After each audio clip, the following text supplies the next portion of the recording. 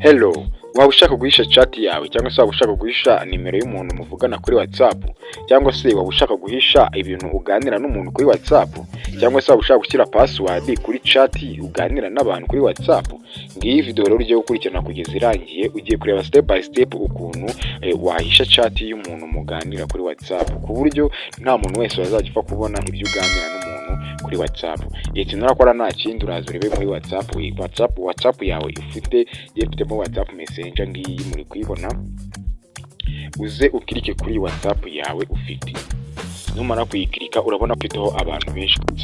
Abantu bose siko mba nifuza ko hari abantu bamenya ko tuvugana, cyangwa se siko mba nifuza ko hari umuntu wese wabona chat z'abantu tuvugana. Ikintu ugiye kurebera wowe ukuntu ugiye gukurikira step by step, ugiye kureba ukuntu utuntu wagenda ukora maze ugafunga WhatsApp, ugafunga cyangwa se nimero ya WhatsApp y'umuntu muvugana, cyangwa se ugafunga chat y'abantu muvugana kuri WhatsApp.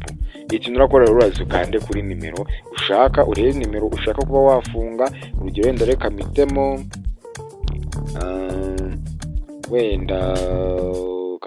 wenda reka mitemo kamitemo wenda uyu Santana, urakanda ugumisheho. Numara gukanda ukagumishaho guys, urahita ubona kano kantu icyatsi,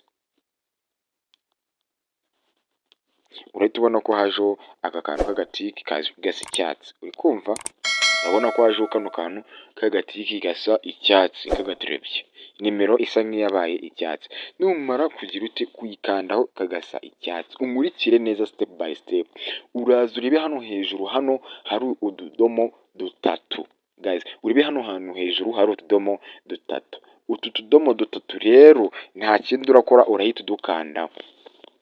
Numara kudukandaho barahita bakwereka amagambo menshi uri kuyabona. Ibi ni ibintu byinshi nyine wakoresha biba biri muri turiya tudomo dutatu. Nurangiza urakanda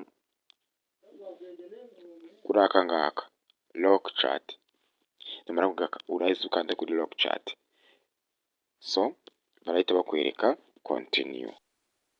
Nurangiza ukande kuri continue. So hano rero ikintu bari kugusaba gushyiramo password ukoresha muri telefone yawe guys, nayo uyishyiremo. Ndayishyiremo ntabwo wayibona. Ukimara kuyishyiramo ya nimero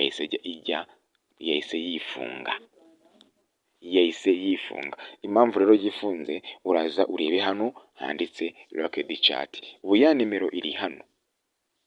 Nushaka kuwandikira uriya muntu rero mu gihe udashaka ko ari umuntu umenya ko munaganira, uzaza ukande kuri ya locked chat. Numara kuhakanda ushyiramo ya password yawe yo muri telefone, karata gafunguka, uhita umusanga hano guys. Nizere ko rero mumaze kuyibona neza. Dore ngiyi ya nimero, ubu wahita umwandikira.